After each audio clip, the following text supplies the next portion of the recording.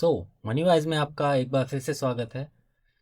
Recently हमने एक video बनाया था जिसमें हमने अपने एसेट अलोकेशन को आपके साथ शेयर किया था कि हम अपने पोर्टफोलियो को कैसे अलोकेट करते हैं अलग अलग एसेट्स के अंदर, जिससे कि हम मार्केट के अलग अलग एसेट्स का फ़ायदा उठा सकें। उस वीडियो में हमने आपके साथ ये शेयर किया था कि कैसे आप बिना एसेट अलोकेशन के सभी एसेट्स को अलोकेट कर सकते हैं। मतलब एक सिंपल मेथड भी है जिसमें आप बिना ये सब मेहनत किए आप ऑटोमेटिक एसेट एलोकेशन फॉलो कर सकते हैं। तो उसके लिए हम एक म्यूचुअल फंड का सहारा लेते हैं जिसमें कि हमारा आता है मल्टी एसेट एलोकेशन फंड। सबसे पहले हम मॉर्निंग स्टार की वेबसाइट पर जाते हैं एंड म्यूचुअल फंड्स के अंदर फंड स्क्रीनर पर जाइए एंड यहाँ पर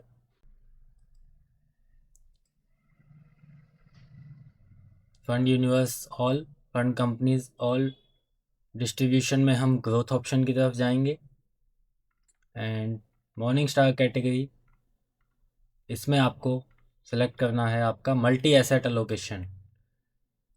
जैसा कि इसका नाम ही बताता है मल्टी एसेट एलोकेशन, यानी कि मल्टीपल एसेट में आपका फ़ंड एलोकेट होता है एंड हम सिर्फ डायरेक्ट फंड्स की तरफ जाएंगे। ये सभी हमारे मल्टी एसेट एलोकेशन फ़ंड हैं जो कि आप लिस्ट देख सकते हैं।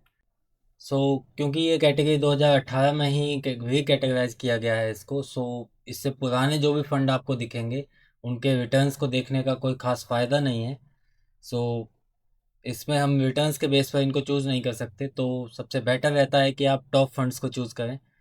कुछ टॉप फंड्स हमारे इंडिया में जैसे कि ICICI प्रूडेंशियल एंड आपका Kotak, Nippon and SBI fund है जो कि आपके टॉप फंड रहने वाले हैं। इनमें से आप कोई भी फंड चूज़ कर सकते हैं एंड हमें क्वांट का फंड भी डिस्कस करेंगे क्योंकि उसकी स्ट्रेटजी पर थोड़ा सा हमें डिस्कस करना है कि उन्होंने क्या डिफरेंट किया है। सबसे पहले मल्टी एसेट एलोकेशन फ़ंड के बारे में हम थोड़ा जान लेते हैं कि मल्टी एसेट एलोकेशन फ़ंड के रूल्स क्या हैं। तो रूल के हिसाब से मल्टी एसेट एलोकेशन फ़ंड को मिनिमम 3 एसेट्स के अंदर इन्वेस्ट करना होता है।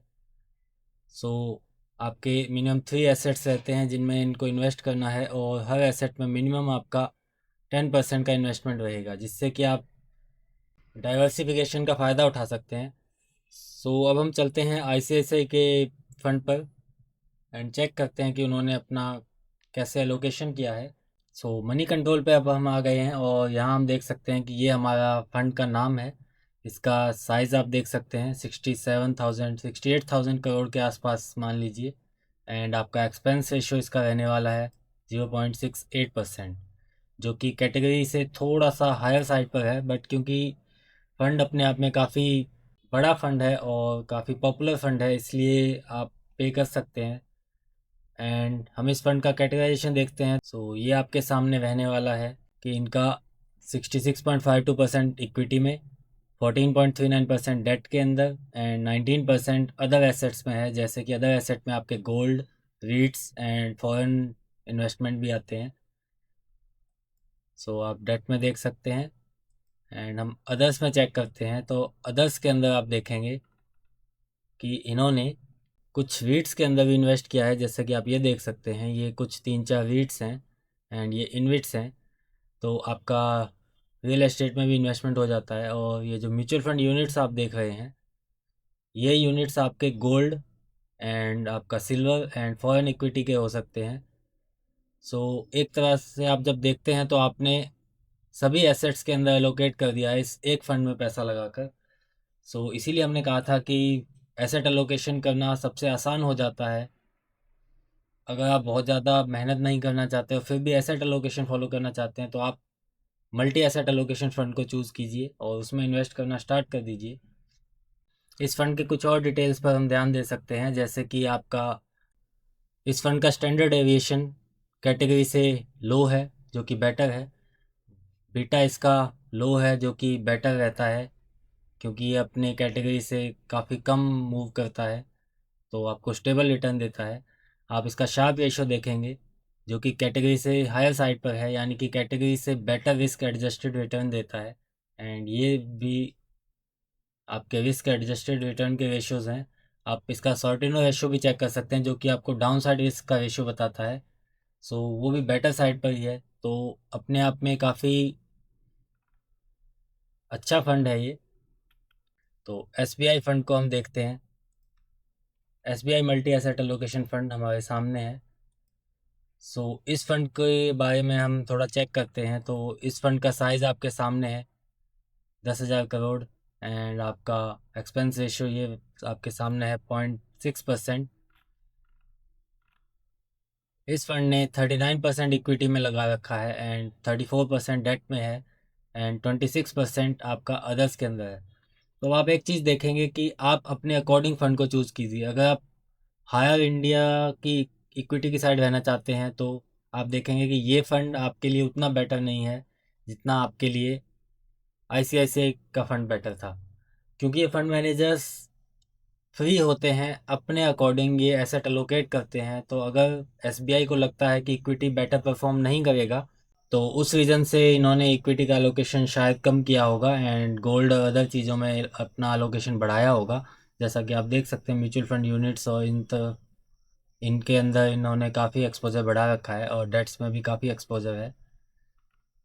एंड ये आपके सामने इनके रेशियोज आ जाएंगे, तो आप इन सबको प्रॉपर कंपेयर कर सकते हैं। आईसीआई के सामने अगर आप देखते हैं तो ये फंड थोड़ा सा से डाउन साइड पर रहता है। आईसीआईसीआई वाले फंड के रेशियोज काफ़ी बेटर हैं। सो हम अपना थर्ड फंड चेक करते हैं।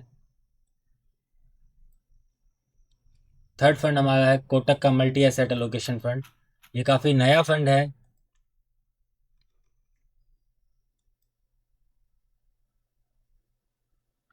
सो इस फंड को भी आप देख सकते हैं। इन्होंने 65% इक्विटी, 10% डेट एंड 23% अदर एसेट्स में लगाया हुआ है। एंड इनके अभी रिस्क रेशियोज जनरेट नहीं हुए हैं क्योंकि ये काफ़ी नया फंड है, तो हम इसको इग्नोर करेंगे। एंड अदर्स में आप देख सकते हैं कि इन्होंने कहाँ कहाँ कितना पैसा लगाया है। नेक्स्ट हमारा आता है निपॉन का फंड।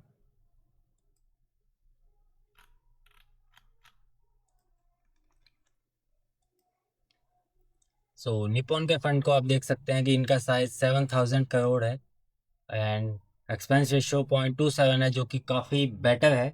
तो अगर आप एक्सपेंस रेशियो की तरफ ध्यान देना चाहते हैं तो ये एक्सपेंस रेशियो आपके लिए काफ़ी अच्छी है। एंड अगर हम आगे देखते हैं तो ये फ़ंड हम कह सकते हैं कि आईसीआईसीआई एंड एसबीआई के कहीं बीच में फ़ंड आता है। इसकी आप वॉलीटिलिटी देखेंगे तो थोड़ा हायर साइड पर है, बाकी रेशियोज़ आप यहाँ पे चेक कर सकते हैं। सो अभी तक हमने 3 फंड्स को चेक किया है जिनमें हमारे सामने अगर हम कैटेगरी वाइज निकालें तो बेस्ट हमारा आता है आईसीआईसीआई का multi asset allocation. Second number पर हम अगर चेक करें तो हमारा आता है एसबीआई एंड थर्ड पर हमारा आता है निपॉन। इनके अलावा और भी फंड्स हैं जिनको आप अपने हिसाब से चेक कर सकते हैं और अपने पैरामीटर्स के हिसाब से उसमें इन्वेस्ट कर सकते हैं। एंड हमने एक फ़ंड के बारे में बताया था कि क्वांट का एक फ़ंड है जो कि काफ़ी अलग कर रहा है, सो उस पर हम थोड़ा ध्यान देंगे। तो आप यहाँ पर देखिए,